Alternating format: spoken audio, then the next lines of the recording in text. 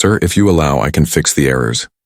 The voice came from the back door of the glass boardroom on Victoria Island. Rain outside hammered against the windows like a steady drum. On the wall, a large screen showed a red countdown timer, 4 hours to deliver Johnson Group's earnings report. 4 hours to reassure angry investors. 4 hours to stop the rumor that the company was collapsing. Everyone turned. A young woman stood in the doorway. Her dress was torn, her hair unkempt, and her worn sandals dripped water onto the polished floor. 2 security guards moved quickly toward her. "Out," one of them ordered. "Wait," said Johnson Okafor. He was the CEO, tall with weary eyes that seemed to carry sleepless nights.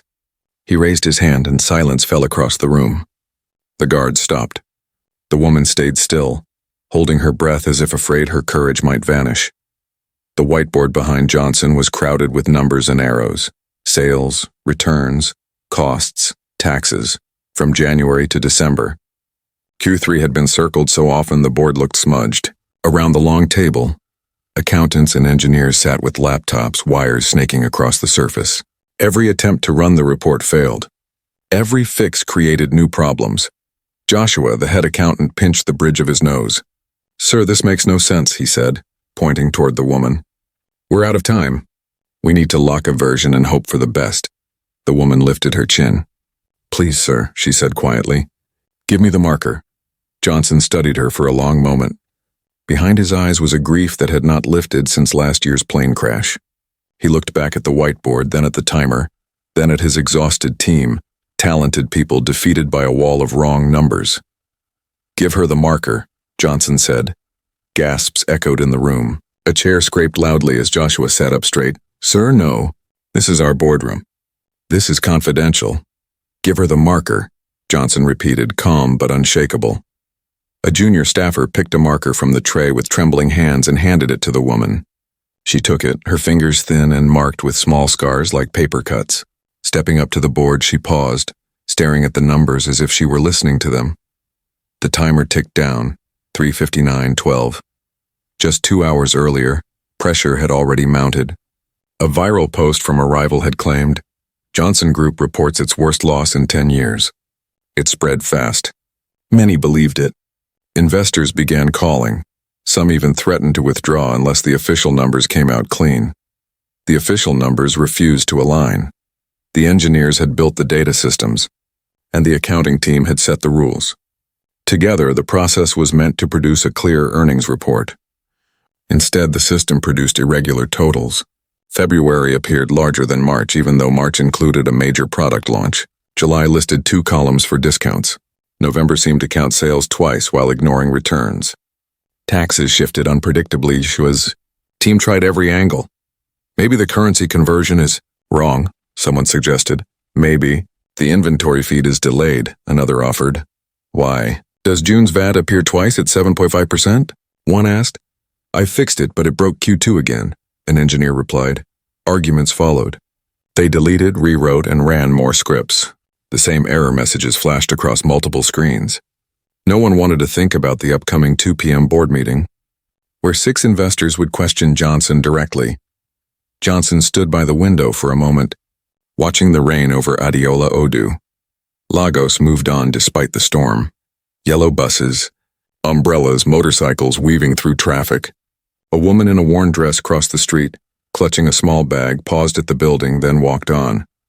"Sir, we're stuck," Joshua finally admitted. "We balanced receivables, matched purchase orders. The issue lies deep in the mapping." "It could take days." "We don't have days," Johnson replied, turning back. "What's true?" he asked firmly. Silence filled the room.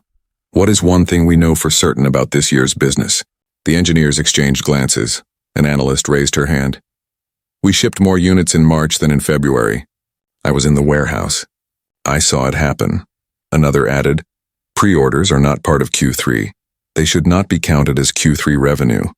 A third said, "Returns are logged by product names, not SKU codes.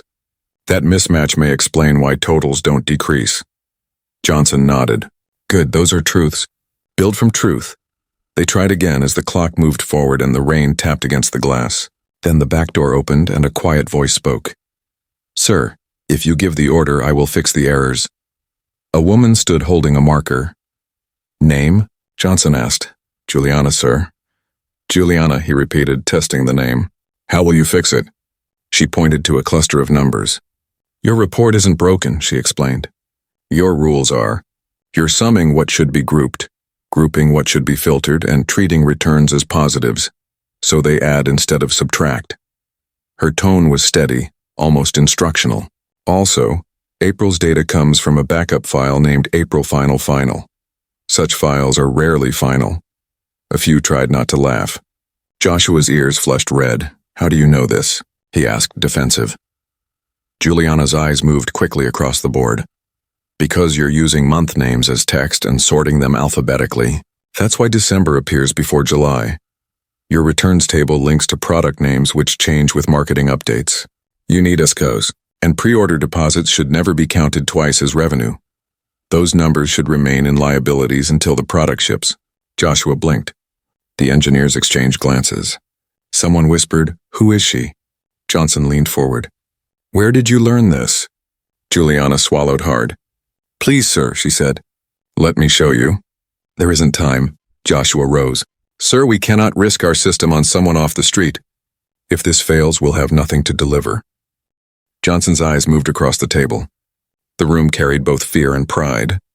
He thought of the faces waiting on the investor call. He thought of the rumor that had weakened his team. He thought of the weight of truth. Finally, he nodded once. "We risk the truth," he said. "Juliana, show us." A junior staffer passed her a black marker. Her hand shook as she uncapped it. She stepped toward the whiteboard, closing her eyes briefly as if recalling a simpler space. A classroom maybe, or a quiet library where numbers stayed still. Then she began. "First," she said, sketching a table. "Sort months by index, not alphabet. January is 1, February is 2. She listed 1 through 12 along the left side. "No more D before J." Laughter eased the tension. "Second," she continued, drawing arrows. "Join sales to returns by SKU. Names are nice, but SKUs are accurate.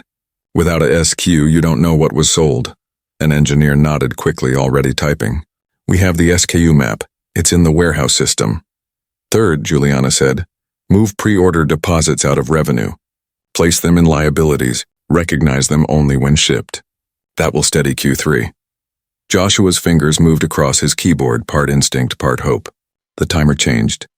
3:41:13. Outside, the rain eased. The room leaned closer. Juliana wrote 3 clear lines of logic on the board, then boxed them. She underlined one word: order. "Everything follows order," she whispered. "We must set things in the right order." Johnson's face softened. In that word, he heard something beyond business, something about broken pieces finding their place. He looked at Joshua. "Run it," he said. Joshua pressed enter. The spreadsheet on the main screen flickered. A loading bar crept forward. The jagged chart shifted, colors moving into their proper months. March rose above February.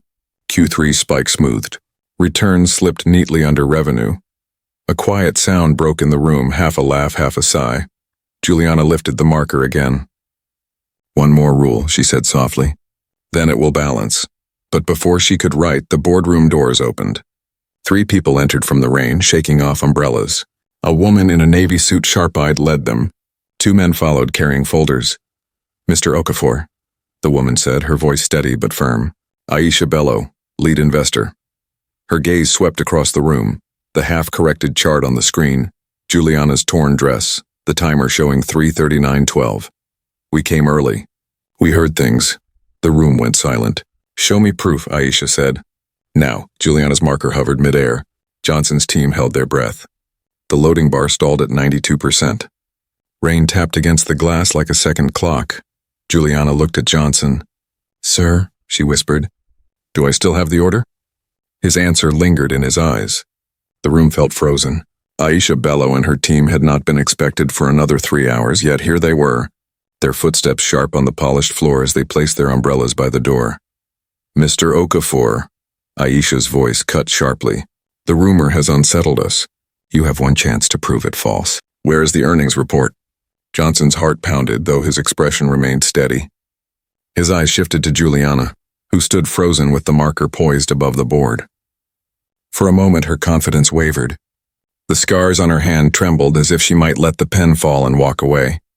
But Johnson's gaze met hers, calm, firm, and wordless, yet unmistakable. You still hold the command. Juliana lowered the marker and completed the last line of logic. Joshua entered it into the system, muttering reluctantly. The engineers leaned forward as the main screen flickered. The progress bar filled to 100%, then the confusion of broken charts vanished. A clear, seamless report appeared across the wall screen. 12 months, each bar higher than the last. Growth sharp, steady, and profits rising with certainty. The numbers spoke for themselves. Johnson's division had not collapsed, it had thrived. The room reacted with disbelief. Even Aisha, usually composed, blinked twice. She stepped closer, eyes scanning rapidly. This, she murmured, then with more force, this is not a loss. These are record profits. Joshua's face drained of color. The accountants who had dismissed Juliana exchanged uneasy glances. The engineers managed small, nervous smiles, resisting the urge to applaud. Juliana set the marker down, her breath uneven, shoulders heavy as though she had carried the company's burden alone. In that instant, the torn gown and unkempt hair meant nothing. She stood taller than anyone there. Aisha turned to Johnson. Who repaired this? Johnson paused, glancing at Juliana before answering. His voice was steady. The truth repaired it, and Juliana is the one who uncovered it. Aisha studied Juliana, her sharp expression softening briefly. Then she closed her folder with a firm snap. Send me the full report in 1 hour. If the numbers confirm what I see now, the rumors end today. She gave a short nod and left, her team following. The boardroom remained tense but alive. Once the door shut, the room burst into noise. Some cheered, others shook their heads in disbelief. Joshua sank into his chair, avoiding Juliana's eyes. A junior staff member who had passed her the marker whispered, "She saved us." Johnson raised his hand and silence returned. His gaze rested on Juliana. "Come with me," he said quietly. Juliana hesitated. "Sir, now?" Without answering, Johnson walked toward his office. Slowly, Juliana followed, each step heavy with fear, hope, and something long forgotten. A sense of belonging. His office was quiet, dimly lit, with Lagos rain pressing against the wide glass windows. The city outside pulsed with life, but inside, silence carried weight. A leather chair waited opposite his desk. Juliana hesitated at the doorway, unsure if she belonged on the polished floor. "Sit," Johnson said softly, easing into his chair. The firmness of a CEO was gone from his voice. It sounded tired, like a man who had weathered many storms. Juliana sat, hands folded in her lap, eyes downcast. Rain darkened the torn fabric of her dress, leaving small wet marks on the carpet. Johnson leaned forward. "How did you do that?" he asked, more curious than commanding. "Those weren't simple fixes. You caught problems my whole team missed. Who are you, Juliana?" Her lips trembled. She swallowed before replying. "I used to be someone else, sir. I wasn't always like this." Johnson frowned, waiting. Tears filled her eyes. 3 years ago, I graduated top of my accounting class. I had plans, dreams of working in a place like this. My parents were proud. After graduation, they drove home laughing. Her voice broke. That night, their car was hit by a truck. They both died instantly. The words fell like glass. Johnson's chest tightened. He recognized grief, having lost family in a crash. He didn't need more details to feel the pain in her voice. "I couldn't handle it," Juliana went on, tears tracking down her face. "Everything I loved turned to ash. Numbers meant nothing. I couldn't open a ledger without thinking of them. I lost myself and ended up on the streets. I would walk past this building to remind myself what could have been. The office was quiet except for the rain." Johnson looked at her worn dress and tired eyes and saw not weakness but resilience hidden beneath years of suffering. He rose and moved to the window, watching the rain fall. After a long moment, he turned back, voice low but steady. "Juliana, listen. You are not lost. Today you did more than fix numbers. You saved a company. You saved the jobs of thousands of families. Do you understand what that means?" She shook her head, crying harder. "I didn't save anyone. I just couldn't stand seeing errors when the truth was there." Johnson stepped close and laid a hand on her shoulder, his tone gentling. "No, you saved us. And I promise you, your story doesn't end on the streets. Not while I'm here." At that moment, the office door opened. Joshua entered, pale and shaken. "Sir, you need to see this." Something's happening with the system. Juliana's tears froze. Johnson's hand tightened on her shoulder. What happened? He asked. Joshua swallowed. The report, it's changing again. The words hit the room like thunder. Johnson left the window and followed Joshua into the boardroom, Juliana close behind. The hum of computers and frantic typing filled the air. On the large screen, the once stable report was warping. Clean bars shifted unevenly, March's growth dipped, and August's numbers inexplicably doubled. A red alert flashed. Data integrity compromised. Engineers panicked. We didn't touch anything, one shouted. It's pulling new data feeds on its own. Joshua turned his laptop toward Johnson. Look, someone accessed the system remotely. The report is being altered. Johnson's jaw tightened. He had expected rivals to push back, but this was different. Someone had breached the company's data, attempting to undermine it from within. Juliana stepped forward, ignoring protocol. Sir, please let me check again, Joshua snapped. No, this is serious. She doesn't belong here. We can't trust anyone yet, Johnson cut in sharply, his voice hard. Give her access. Reluctantly, Joshua pushed his laptop toward Juliana. She sat, the torn edge of her gown brushing the floor as she leaned over the bright screen. Her fingers hovered briefly, then began to type, fast and precise as if the keys were familiar. The room fell quiet. Lines of code streamed by. Juliana scanned quickly. It's not random corruption, she said softly. It's intentional. Someone is injecting ghost entries, false transactions, fabricated returns, bogus tax penalties. She paused. They're masking it so the system accepts it as real. Johnson's expression tightened. Sabotage, Juliana confirmed. Your rival's rumor wasn't just talk. They're forcing the numbers to match their claims. A stunned murmur spread around the table. Staff exchanged shocked looks. Joshua's hands shook. But how do we stop it? Someone asked. Juliana's fingers moved across the keyboard. First, isolate the false feeds. Block anything not tied to verified SKUs. Second, trace the login source. She pointed at the screen. See this IP? It's bouncing through multiple servers, but there's an origin. Her voice faltered as she stared harder. Johnson leaned in. Where? Juliana's voice was strained. Sir, it's coming from inside your company. The room erupted. What? That's impossible. Johnson raised a hand to silence them, his gaze sweeping the room. Betrayal from within, he knew, was worse than any outside attack. Juliana executed one final command. The fake data feeds flashed red, then disappeared. The dashboard stabilized and the true report reappeared steady. The engineers released visible relief. Applause nearly rose, but Johnson's look cut it off. Someone in this room, he said slowly, is trying to bury us. Eyes moved around the boardroom. Joshua swallowed, sweat beading on his temple. Juliana closed the laptop, hands trembling slightly. Sir, you have enemies closer than you think, she warned. Johnson looked at her, then at his team, his voice low and measured. Lock the doors. The heavy thud of the boardroom locks echoed. The staff exchanged tense looks, some afraid, others resolved. Rain hammered the tall windows, the city outside watching what would follow. Johnson rose to his feet at the head of the table, presence focused, voice controlled. No one leaves until we find the traitor, he ordered. The room went cold. Joshua shifted in his seat, avoiding Juliana's eyes. Engineers whispered, screens glowing with figures that now felt suspect. Juliana remained composed, alert to every change in expression. Trace the login fully, Johnson commanded.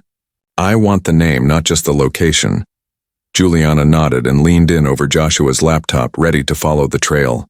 Her fingers raced across the keyboard, tracing digital shadows buried in layers of code. One by one, the fake IP addresses disappeared. A trail formed, leading to a single user account. She froze for a moment, then turned the screen for all to see. The name blinked on the display. Joshua Adamola. Gasps filled the room. Joshua jumped from his chair, his face flushed. No, this is a setup. Someone is framing me, he shouted. But the evidence was undeniable. Access logs, unauthorized edits, hidden files, all tied to his credentials. You've worked with me for 10 years, Johnson said quietly, his voice heavy with hurt. Why? Joshua's mask broke, his fists clenched. Because you never saw me, sir. 10 years, and I was nothing more than another accountant in your shadow. Your rivals noticed my value. They didn't just offer me money, they offered me power. His voice shook with anger. I created the fake losses. I wanted the investors to leave. With you out, I would have taken my place beside them. Finally respected, the room erupted, some shouting, some ready to seize him, others too stunned to move. Juliana stood, her torn gown brushing the polished floor. Her voice was calm but cut through the chaos. Power built on lies will always collapse, Joshua. Numbers don't lie. You only twisted them to feed your resentment, Joshua sneered. And you? Just a street rat who got lucky with a marker. Don't act like you're better than me. Before he could go further, security rushed in, called by Johnson. Joshua fought as they grabbed him, spitting curses that echoed down the hall as he was dragged away. When silence finally returned, Johnson looked at Juliana. His voice softened, breaking for the first time. Today you didn't just save this company, you saved me. You reminded me of what truth really is. From this day on, you will never stand at our back door again. You will stand with us where you belong. Juliana's lips trembled, and for the first time in years, she smiled through her tears. The doors opened. Outside, the rain began to ease, sunlight breaking through the clouds. Yet inside Johnson's heart, one thought remained. This was only the beginning of Juliana's story. If you enjoyed this story, comment, share, and subscribe to our channel for more.